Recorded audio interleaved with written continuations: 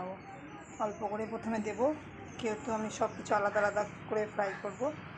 কড়াই গরম হয়ে গেছে, এবার কড়াইয়ে গাজরগুলো দিয়ে নেব। সামান্য একটু গাজরে লবণ দিয়ে গাজরটাকে ভাজবো। গাজরটা দেখো ভাজা হয়ে গিয়েছে, এবার গাজরটাকে উঠিয়ে নেব। ফুলকপিগুলোকে ভেজে নেব ভালো করে। এটা ভাজার সময় একটু লবণ দিয়ে নেব, হলুদ ছাড়া এগুলোকে ফ্রাই করব। ফুলকপি ভাজা ভাজা হয়ে গিয়েছে, এবার দেখো কি সুন্দর লালচে ভাব চলে এসছে, সেগুলোকে নামিয়ে নেব। দেখো তরকারির জন্য একটুখানি দই পেতেছিলাম, সেই দইটা সুন্দর জমেছে। কড়াইয়ে পরিমাণ মতো বা রান্নার জন্য তেল দিয়ে নিলাম। তেল গরম হয়ে গেছে, পরিমাণ মতো একটু জিরে দিয়ে নেব তেলের উপরে। জিরেগুলো একটু নেড়ে চেড়ে নেব। তেলের উপর দুটো কাঁচা লঙ্কা আর দুটো তেজপাতা ভালো করে নেড়ে চেড়ে নেব। আলু কেটেছিলাম, সেই আলুগুলোকে দিয়ে দেবো। আলুটা ফ্রাই করার জন্য লবণ দিয়ে নেব। আমি সব কিছুতেই ভাজার সময় তোমরা দেখেছো লবণ ইউজ করেছি। লবণের পরিমাণটা একটু কম ইউজ করবে, যেহেতু সব কিছুতে ইউজ হয়েছে অল্প অল্প করে হয়ে গেছে। এবারে 1 টেবিল স্পুন আমি আদা দিয়ে দেবো।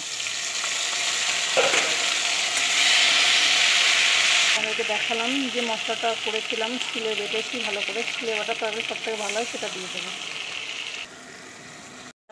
দিয়েছি, এগুলো ভালো করে আস্তে আস্তে লো ফ্লেমে করে একটু কষিয়ে নেব। আমি এতে হলুদ ইউজ করব না আজকে। পরিমাণ মতো লবণটা দিয়ে নেব, নাহলে পরে ভিতর থেকে শক্ত হবে না। আর 1.5 চামচের মতো আমি শুকনো লঙ্কা ইউজ করব। দিয়ে ভালো করে লো ফ্লেমে রেখে মশলাকে আস্তে আস্তে কষিয়ে নেব। পরিমাণে একটু লবণ দিয়ে ভালো করে দইটাকে ফেটিয়ে নিতে হবে। মশলাটা কষানো হয়ে গিয়েছে, এবার আমি ফেটিয়ে রাখা টক দই দিয়ে দেবো।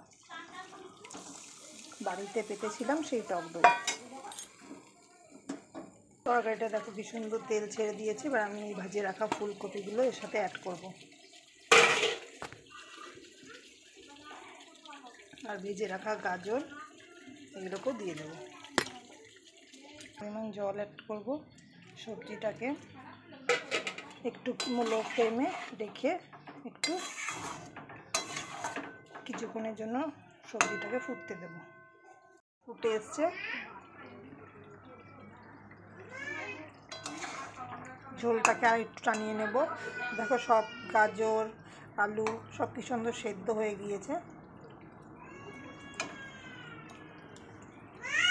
দেখো ঝোল প্রায় টেনে গিয়েছে, একটু গামাখা রাখবো, ভাত দিয়ে খাবো তো যেহেতু, সেই জন্য গামাখা ঝোল রাখলেই ভালো লাগবে, দেখতে খেতেও ভালো লাগবে। এইভাবে রান্না করবে। ভিডিওটি ভালো লাগলে একটা লাইক করো, সাবস্ক্রাইব তো অবশ্যই করবে, আর কমেন্টে জানিয়ে কেমন হয়েছে। তরকারিটা হয়ে গিয়েছে প্রায়, এবার নামিয়ে নেব। কি সুন্দর